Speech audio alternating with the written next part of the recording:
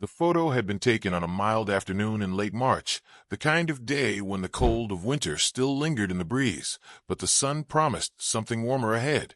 And in the image, three teenagers stood side by side in front of an aging blue SUV with a snowboard strapped to the roof rack, their faces lit by grins and the playful recklessness that came with spring break. And no one could have guessed that within 48 hours they would vanish without a trace somewhere along a twisting road through the dense forests of northern Colorado. Their names became headlines in the small towns scattered across the foothills. Ryan Cole, 17, his best friend Mason Wright, also 17, and 17-year-old Emily Hart, who had insisted on riding in the back seat with a tangle of blankets and snacks while the boys traded music from one phone to the next. They had left Fort Collins around noon, texting their parents short updates, promising to be careful, promising to check in when they reached a cabin Mason's uncle supposedly owned near Echo Ridge. But they never arrived. A week passed before the story began to sink its claws into the wider community. The photograph was printed in every paper, shared across every local Facebook page, analyzed by strangers who didn't know them, but who searched for meaning in the carefree way Ryan held up a peace sign or in the shadow falling across Emily's face. A state police task force was called in after the initial searches turned up nothing but tire tracks vanishing into mud and melting snow. Detective Laura Hayes was assigned to lead the investigation, a woman who had returned to her hometown after a decade in Denver's homicide division.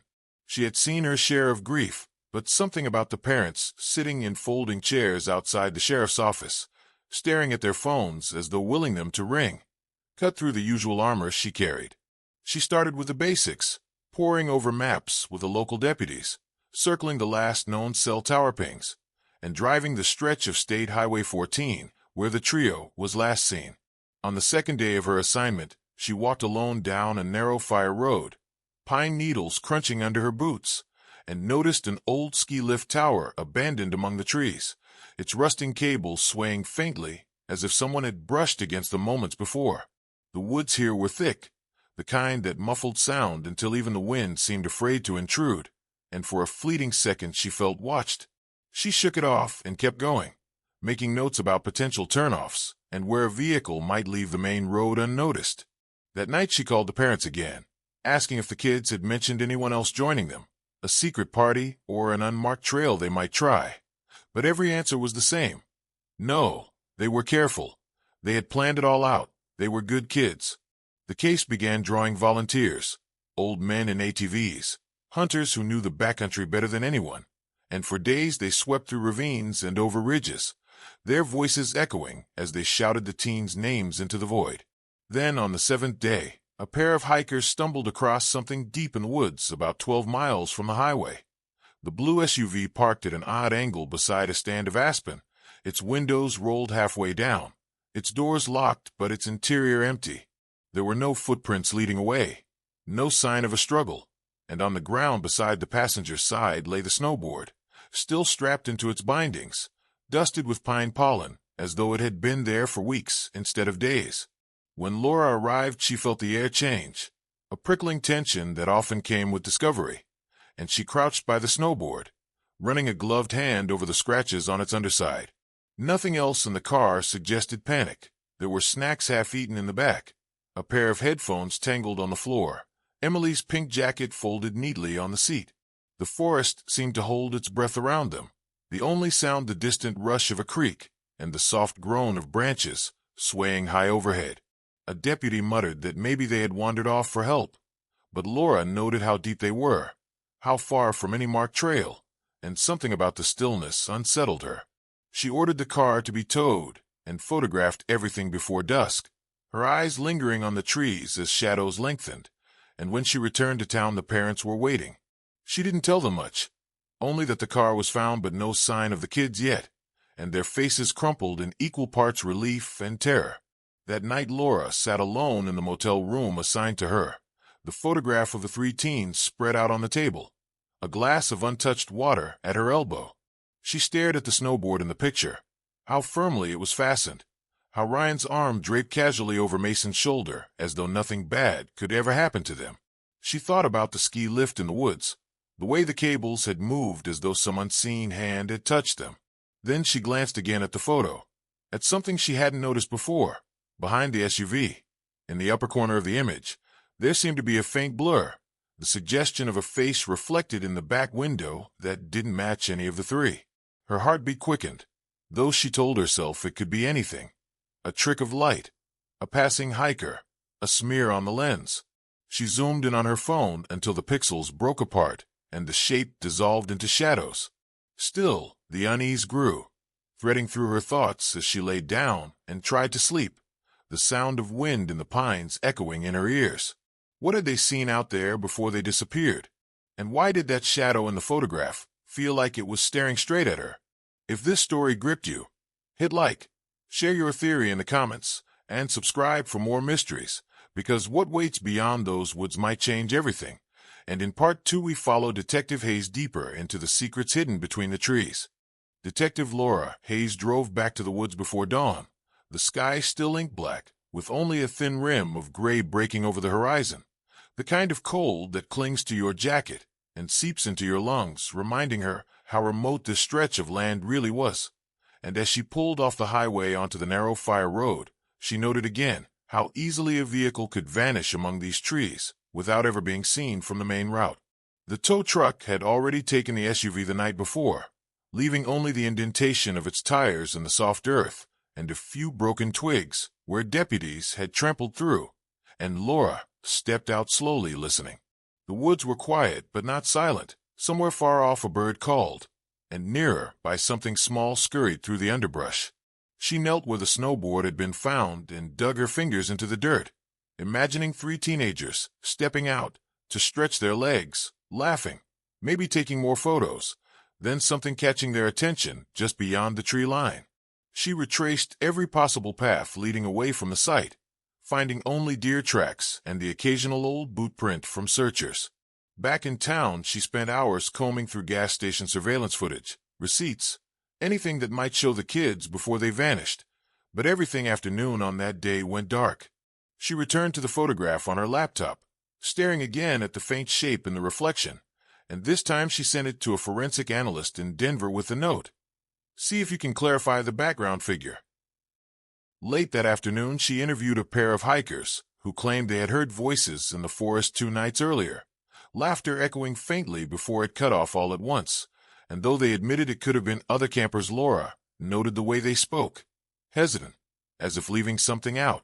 On the 3rd day after finding the SUV, she received an envelope slid under her motel door, no return address, containing a single sheet of paper torn from a notebook. The handwriting was shaky but legible. The woods remember. Follow the creek. She scanned the parking lot immediately, but no one lingered, and she carried the note with her as she drove back to the forest. Following the creek meant tracing the narrow stream that ran behind the clearing, weaving between boulders and fallen trees, and she walked for hours until the sun was high overhead, the air thick with pine resin and the smell of wet leaves. Then she saw it, half hidden behind a curtain of ivy, an old footbridge spanning a dry gully, its wooden planks gray with age, and its support beams carved with strange notches, not quite letters, not quite symbols. A shiver crawled up her spine as she stepped onto the bridge, the wood creaking under her weight, and on the far side she found a rusted mailbox nailed to a tree, its flag permanently upright. Inside lay a faded Polaroid, the same 3 teenagers, same SUV, but this time the image was different. None of them were smiling, and in the background beyond them a tall figure seemed to be stepping out from the trees, too blurred to identify but too solid to dismiss. She staggered back, heart racing, checking the date scrawled on the bottom, the same day they left. Back at the sheriff's office, she tried to explain what she'd found, but the sheriff, a grizzled man named Porter, waved her off. "Laura, you're chasing ghosts. They probably walked off, got lost. Maybe someone picked them up. Let it be." But she couldn't, not after the note, not after that second photo. That night she sat alone, reviewing the search maps, and noticed a pattern. The sighting locations formed a rough line leading deeper into the foothills, toward an area marked on old forestry charts as Camp Reddington, an abandoned youth camp closed decades ago after a fire. The next morning she drove there, the road nearly overgrown, the entrance sign hanging by one chain. Cabins sat in ruin, their roofs caved in. Graffiti scrawled across splintered doors. As she stepped inside the largest building, her flashlight beam cutting through the gloom, she felt the air shift again, that prickling sense of being watched. A stack of papers lay scattered across the floor, water-damaged but legible, old camp rosters and supply logs. And then, tucked between them, a page from Emily's journal, her name written in looping letters at the top. Laura read aloud softly. "Something followed us. I saw it in the mirror. Mason says I'm imagining things, but Ryan keeps looking over his shoulder. We're going to check out the old camp. If we don't come back, tell them we were happy." Laura's breath caught, the words echoing in the empty hall, and suddenly she heard a sound behind her, a chair scraping lightly against the warped wooden floor as though nudged by an unseen hand. She spun around, flashlight jerking, but saw nothing but shadows.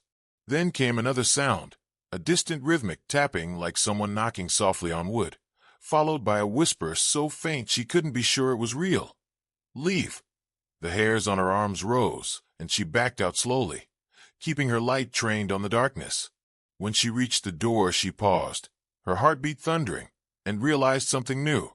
The same strange notches carved into the bridge were also etched into the doorframe, forming a pattern she didn't recognize. Outside, the wind picked up, rustling through the trees as if carrying whispers. Laura drove back with her mind spinning, questions piling atop one another, and as night fell she sat in her car outside the motel staring at the journal page under the yellow dome light. If the teens had been here, if they'd written these words, then they'd been alive long after the last cell ping. But where were they now? And why had someone left her that note, leading her to a place that felt like the woods themselves were alive? Her phone buzzed suddenly, a new message from an unknown number, and with trembling hands she opened it to find a single image, a blurry photograph of the bridge she'd crossed that afternoon, taken from some unseen angle in the trees, and a caption typed beneath it, "You're close." If this story gripped you, hit like, share your theory in the comments, and subscribe for more mysteries, because in Part 3, Detective Hayes steps deeper into the secrets hidden beyond that bridge, and what she uncovers might change everything. ChatGPT. Laura stepped out of the sheriff's office, with a cold travel mug of coffee in hand, the bitter steam cutting through the damp morning air as she walked toward her SUV. The photo still pulled up on her phone, zoomed in until the pixels blurred, trying to catch something, anything, beyond the shapes of trees and the slight tilt of the camera that suggested whoever had taken it had been crouching low. She drove west, tires hissing over the wet asphalt, the forest crowding closer with every mile until the road became a narrow ribbon, snaking through pines, so tall they seemed to close out the sky. She kept thinking about the three teenagers, their smiles caught forever in that vacation photo, the snowboard strapped on top of their car bright and carefree against the backdrop of a sunny morning. And now their faces were part of the bulletin board back at the station, their parents' voices trembling through phone calls, every plea weighing on Laura like stones. When she reached the place where the car had been found, a clearing off a barely visible dirt track, she parked and stepped out, boots sinking into the mossy earth. The car was gone now, towed for examination, but the impression of tires remained, and the memory of the scene replayed in her mind. The vehicle empty, doors unlocked, keys still dangling from the ignition, and the snowboard lying in the grass, as if set there gently by unseen hands. She crouched near the disturbed earth, brushing her fingers over a shallow groove in the soil, a trail that led deeper into the trees and vanished among fallen needles. Her radio crackled, and Deputy Mark's voice broke through, telling her they'd found something near the river, a tattered backpack with a phone still inside. She drove there next, the roads rough and slick, her headlights catching glints of water as she neared the riverbank. And there it was, the pack caught on a root, half submerged, its zipper broken. She pulled it free and shook it out, water droplets splattering her jacket. And among the damp notebooks and wrappers was a camera memory card taped into a side pocket. Later, back in the SUV, she slid the card into her tablet and scrolled through the images. Laughing faces, roadside diners, long stretches of highway, and then the last few shots, taken at dusk, the teens standing by their car, grinning, unaware of what was behind them in the frame. Laura zoomed in slowly, and her breath caught. Between the trees behind them, just far enough to almost be a trick of the light, was a silhouette, tall, thin, too still to be a fellow traveler. The forest wind moaned outside, rattling the branches against her windows as she sat frozen, staring at the figure. The next image was of the same scene, but the figure was closer, the camera angle slightly off, as if the one taking it had moved.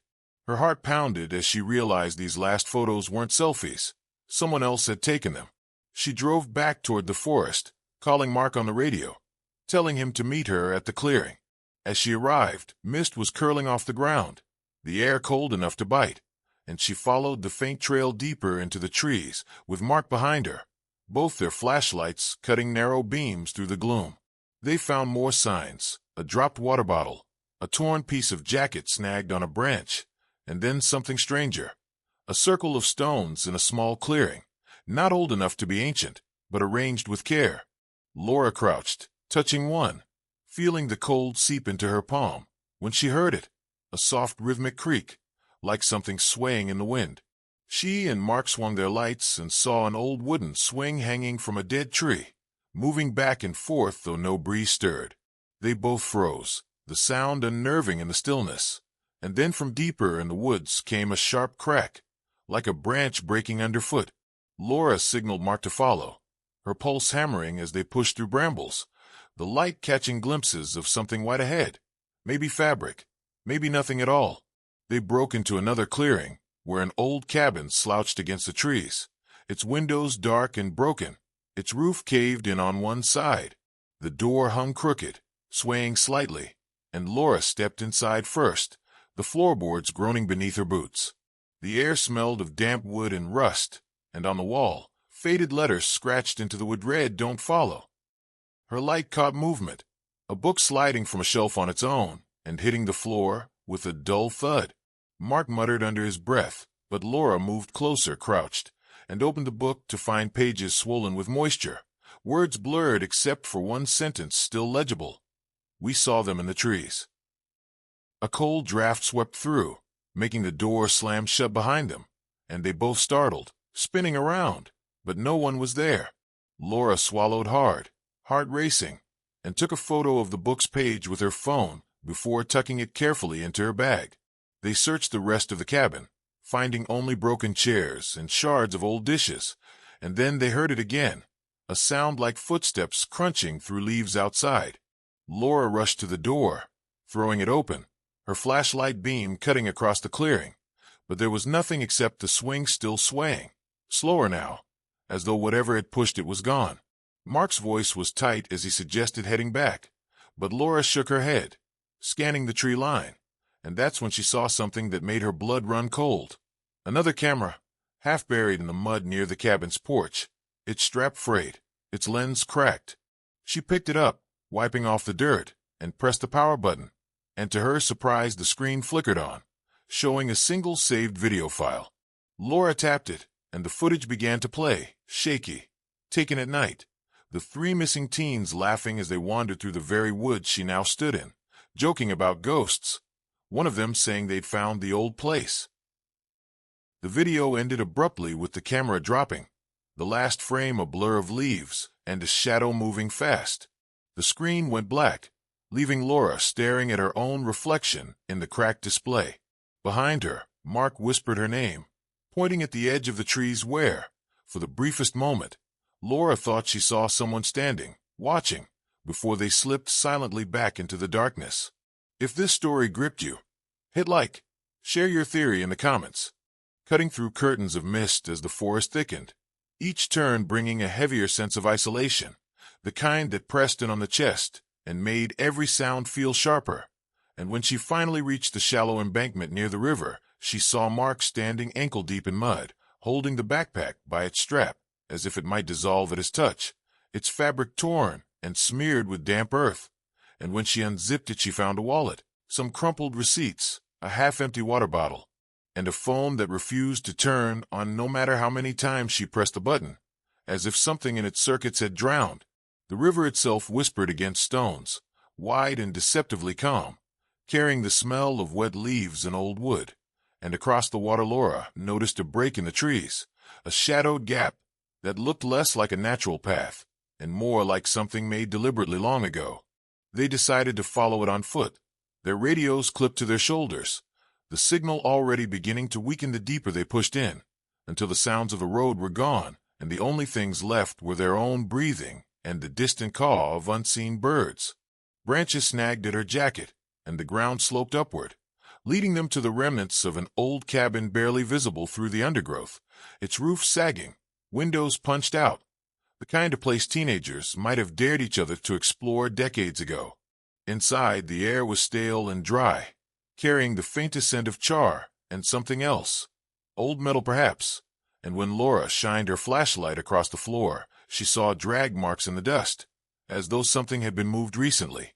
A chair in the corner rocked gently, though there was no breeze. A glass jar lay shattered near the hearth, shards scattered like teeth, and in the fireplace itself was a scorched scrap of paper with a single word left legible. "Wait."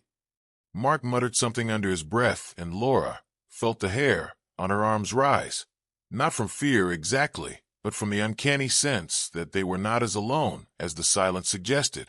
Before she could examine further, her radio crackled with static, and then a burst of garbled words, a voice strained and distant, possibly a young male, saying something she couldn't quite catch, followed by sharp feedback that made her flinch.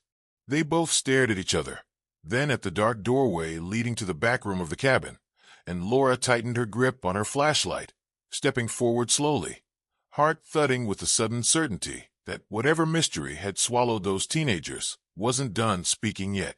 Laura took a breath and pushed through the doorway into the back room, the floorboards creaking softly under her boots as Mark followed close behind, the dim beam of their flashlights slicing through layers of dust and floating particles that shimmered like tiny ghosts in the air. The room smaller than expected, with shelves lining the walls and old tools scattered across a workbench, as though someone had been in the middle of repairing something decades ago and never came back.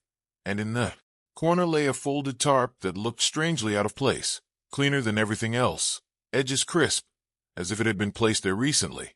So she knelt down and pulled it back, revealing tire tracks pressed into the dirt beneath, and a faint outline of footprints leading toward a narrow doorway at the back that they hadn't noticed before, a door half hidden by shadow, with a rusted handle and chipped green paint, the air around it inexplicably colder as Laura reached out and slowly turned the knob, the hinges groaning in protest as the door swung open to reveal a descending staircase cut into the earth, walls of rough stone damp to the touch, the smell of moss and something metallic rising up to meet them, the sound of dripping water echoing faintly below.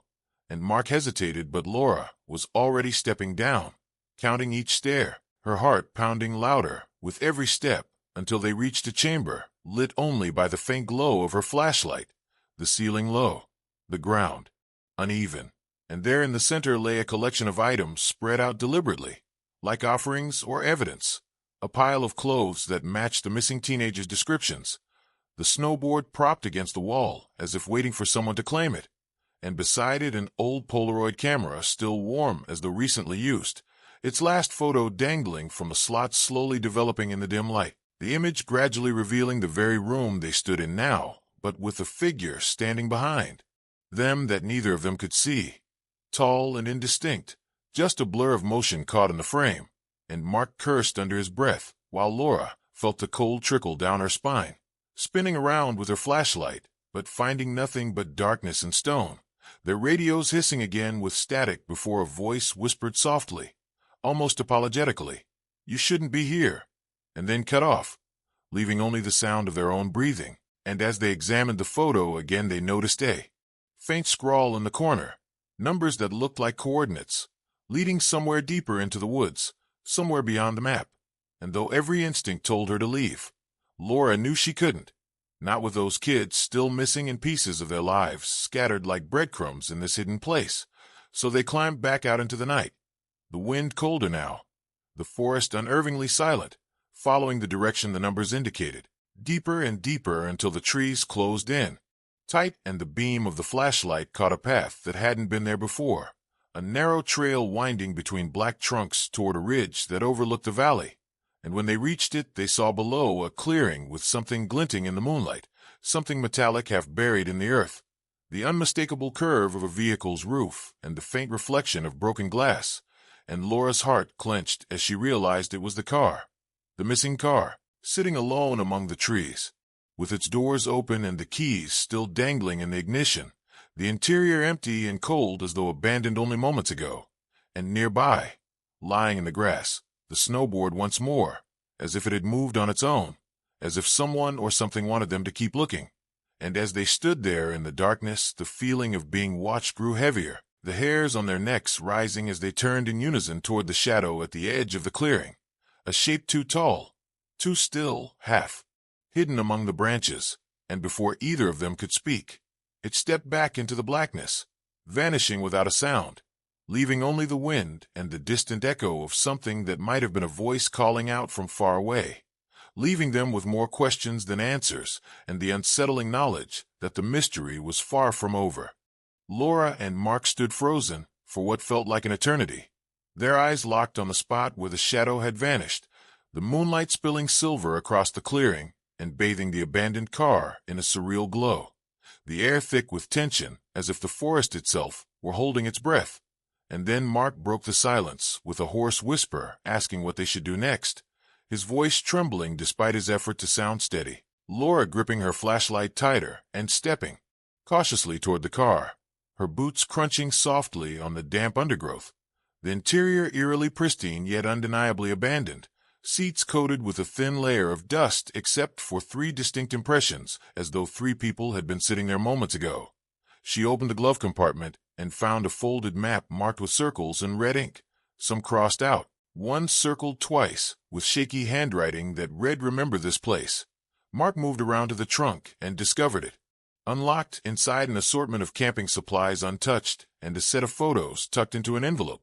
Photos of the missing teens laughing by a lake, posing with the snowboard on top of the car, and the last photo, taken by someone unseen, showing them asleep in the backseat at night. Laura's breath caught as she turned it over to find a date scrawled in black marker that was only 3 nights ago, impossible considering they had been missing for over a week. She looked at Mark, who stared, back wide-eyed, both of them silently questioning reality. Then a rustle from the tree-line made them spin around, flashlights cutting through the dark, only to reveal empty woods and the whisper of wind.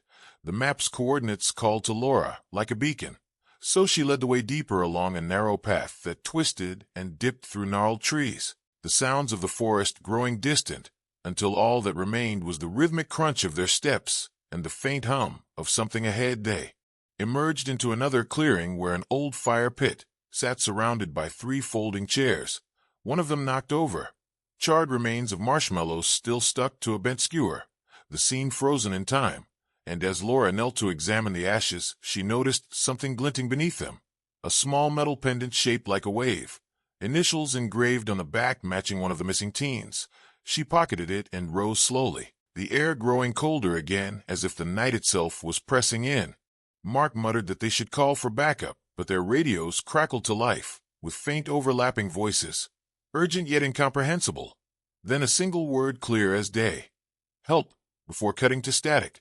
They exchanged a glance and quickened their pace, following the path as it narrowed further until it led to an old wooden bridge spanning a dry creek bed, the boards creaking under their weight. And halfway across, Laura's flashlight caught movement beneath, a brief shimmer like water even, though the bed was dry. But when she shone the light, directly there was nothing, only rocks and moss. They hurried on until they reached a crumbling stone structure, perhaps an old ranger outpost, its door ajar and swinging slightly with the breeze. Inside, dust danced in the beams of their lights and shelves sagged under the weight of old equipment. Yet in the center stood a modern camping lantern glowing faintly, impossible unless someone had been here recently.